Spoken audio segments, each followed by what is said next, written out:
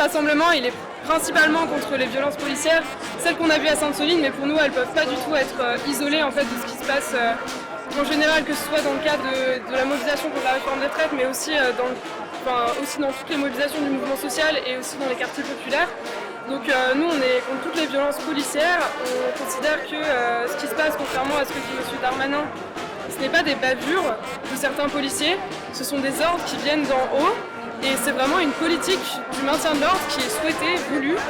Et donc voilà, nous là on vient montrer notre colère face à ça et il faut absolument que ça cesse. Donc voilà, une méga bassine, c'est un immense cratère, mais aussi avec des digues d'une dizaine de mètres de haut. Et ils étaient tous dans cette bassine. Donc ce qui s'est passé, c'est que nous, quand on est arrivé autour de la bassine pour faire notre action d'encerclement de cette méga bassine, ils se sont retrouvés en quelque sorte nassés par la foule. Et ce qui s'est passé, c'est que les gens ont voulu s'approcher de la bassine. Dès qu'ils ont voulu s'approcher dès que les manifestants ont voulu s'approcher de la bassine, on a commencé à avoir un tir assez impressionnant de grenades lacrymogènes, de grenades GM2L. Il y en a 4000 qui ont été tirées sur un espace de 2 heures. Donc ça veut dire à peu près une grenade toutes les 3 secondes. Et il ne faut pas oublier que voilà, ces grenades, notamment les grenades de GM2L, elles sont considérées comme des armes de guerre, il y a des explosifs dedans.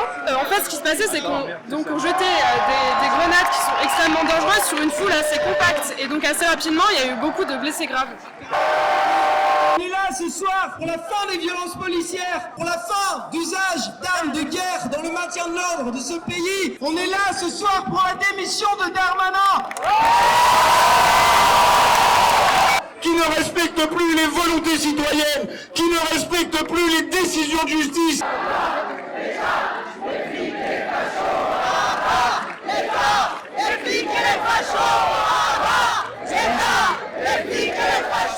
Oui, les élus, nous étions là-bas et nous avons vu le déferlement de violence. C'est les forces de l'ordre qui ont tiré les premiers. C'est les forces de l'ordre qui ont ouvert les hostilités. Et j'adresse un message à mes amis qui ont 16, 17, 18 ans, qui ont mon âge. Je leur dis, ne les laissons pas plus longtemps cracher sur nos parents, cracher sur nos grands-parents. Eux qui n'ont rien fait, qui n'ont jamais mis les mains dans la merde, ne les laissons pas condamner nos parents à se casser le dos 2 ans de plus au travail. Ne lâchons rien et inscrivons-nous un dernier mot pour dire qu'il faut s'inscrire dans l'histoire de ce pays.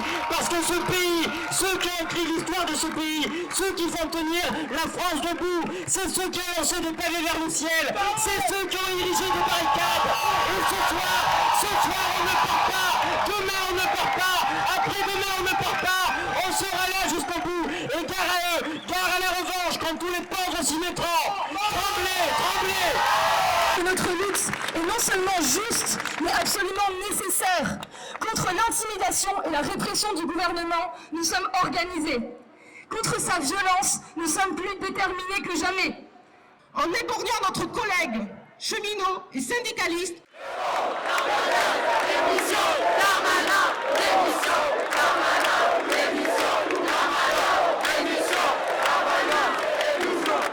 je veux commencer par dire le soutien plein et entier de mon groupe La France Insoumise à toutes les blessées, à tous les blessés, au soulèvement de la terre dont nous ne tolérons pas la dissolution.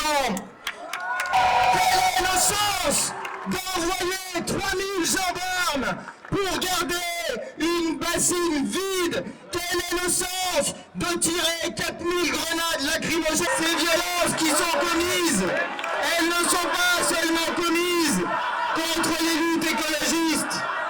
Ces violences qui sont commises, elles le sont depuis des années dans les quartiers populaires. Elles l'ont été contre les gilets jaunes. Elles le sont aujourd'hui contre un peuple tout entier qui se lève pour ses droits. D'autre côté, quand la Déclaration des droits de l'homme dit que nous avons à son article 2 le droit naturel et imprescriptible à résister à l'oppression. Le droit est de notre côté. Quand la Déclaration des droits de l'homme et du citoyen nous dit que la force publique est créée non pas pour mater le peuple, mais pour garantir ces droits de l'homme et du citoyen, le droit est enfin de notre côté. Quand la Constitution dit à son article 2 que le principe de la République, c'est le gouvernement du peuple, par le peuple, pour le peuple, n'arrivera jamais à nous diviser. C'est le dernier mot que je voulais dire. C'est l'engagement qu'il faut prendre.